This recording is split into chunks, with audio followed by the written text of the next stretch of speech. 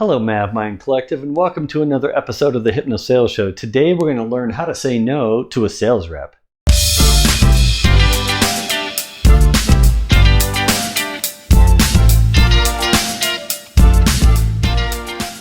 I have another video I've made previously on the same channel where I talk about how to say no to anyone. But when it comes to sales reps, there is a specific way I've learned how to say no, because at the end of the day, sales reps are the boss. They are in charge, and if they're asking you to help them with a prospect or a client, if you're in a customer-facing role and they need your help to support them on winning the deal, and you find yourself at a position or a situation that you're in where you have to say no to them, then this is the way I'm going to share with you the way to do it to make it a win-win for you and the sales rep. Now, why would you say no to a sales rep? There's many different reasons why. The reasons that the sales rep is assuming most of the time, and I know this from experience, typically they hear the word no from you and they immediately assume that you don't want to do the job that they're asking you to do, like you don't want to do it, the actual task. That's the first reaction they typically will have. If they don't have that reaction, another reaction they might have is you're saying no to them because you don't know how to do the job they're asking you to do. Now, in either of those cases, you don't want the rep to get that impression. You don't want them to think that you don't want to do the job or can't do the job, because you're saying no typically because you have a better idea, something that will accelerate the process, something that probably you should do it in a certain order, and you need to let them know that what they're proposing for you to do is not the right thing for you to do. That's typically why you're really saying no to the sales rep, typically. And if that's the case, then this particular process will work that I'm going to talk about here. How to say no to a rep when you know you need to redirect them and give them a different strategy and offer something that can actually help them, even though they're feeling like, no, I want to do it this way, don't tell me no. This is how you can say no to help them understand that what you're offering is actually the right thing. So the first part is, step number one is don't say no. Don't tell a rep no ever. Just say not yet. Not yet. We'll get to what you're wanting to do, but not right now, not yet. So you use not yet instead in lieu of saying no.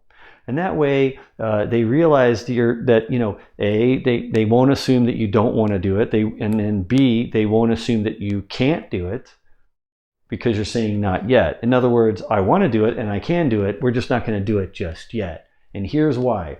And then what you do is you offer a phased approach. A phased approach. Now, this is the best way I've learned to do it. Maybe you can come up with a better second step here, but this is what I've learned from a hypnosales perspective to offer a phased approach. Because in my mind, I want to be able to show them how I'm modeling reality, because they may not be modeling reality the way I am. And I want to use that to my advantage by offering a phased approach where I maybe break down the task they're wanting me to do into like maybe 3 phases. Typically, that's what I go with, is 3-phased approach, okay? And this is just from years and years of experience of doing this, okay? I always do 3-phased approach, and the first phase is always the easiest thing for me to do, the easiest thing for us to do, the lowest hanging fruit that we can get done right now to get an immediate result of some sort. So I'm going to think about what can I do right now to get an immediate result, and then offer that as phase 1. Phase 2 will be something that's probably a little bit more in line with how they want to do it. And it's something that's probably aligned with moving the deal forward faster, whatever that is. Wherever you are in the stage where they're asking you this, figure out what that middle thing is, which is maybe some decent effort to accomplish, but it's phase 2. Okay, and it's not everything. It's not everything they're asking you to do. It's some negotiation already, a compromise already in phase 2. And in phase 3 is like the thing that's the most difficult part of it. That's the thing that probably you'll never get to, that will take the longest to do in the whole process. And it's something that you're probably not going to get to anyway. Put that as phase 3, and that's way down the line, okay? So you do phase 1, phase 2, phase 3, and you get them to agree to the phased approach. And then phase 3 is probably the one they're going to get to. That way they're going to get what they want, but maybe you can get somewhere a little bit faster with phase 1, and then something that's probably more of a compromise in phase 2. Now, if you're able to get to phase 2, typically that compromise will be enough that they will change their mind anyway about finishing in phase 3. They'll change their mind almost every time. When I've done this for years and years and years, they always change their mind, because when they're talking about asking to do something, they don't know the result yet. They just know the end result they want, the desired result, but they don't know how you're going to get there. And when you say not yet, I think we should do this phase 1 and phase 2, and then phase 3 could be more like what you're asking. But they love this because now you've got a definite plan and they don't have to worry about it. They can let you be responsible for executing the plan.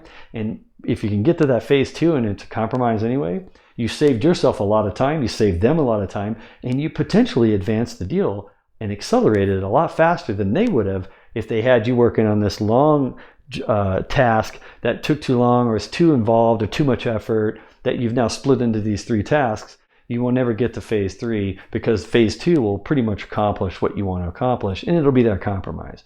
So again, not yet, offer them this 1, 2, 3 phased approach, and they will agree with you almost every single time. Unless they're like a total jerk, then they'll never agree with you. But if you're like me, you don't work with a lot of jerk sales reps, right? And if you're watching right now and you're a follower, I know you're not a jerk. You're nice. And if your SE or your professional services or customer success person or whoever is working with you uses this approach, work with them, negotiate, because they're doing it because they know what's going to be best for you and for the prospect. They're only offering it because they want to help you get to the deal faster and close the deal faster than maybe the way you're thinking right now. So it's okay to be a little open-minded and take a step back and realize that when you're asking people to help you, we really want to help you, and we want you to get there faster than where you're headed right now.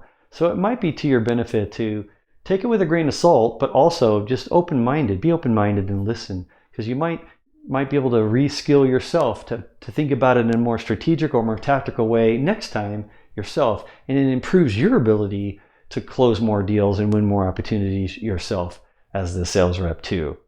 Thank you for watching. I know you find value in these videos, didn't you? So if you, like me, are in a customer-facing role, I'm wondering if you want to watch another video now designed to help you get better at what you do every day. Or not. You don't have to watch another video if you don't want to.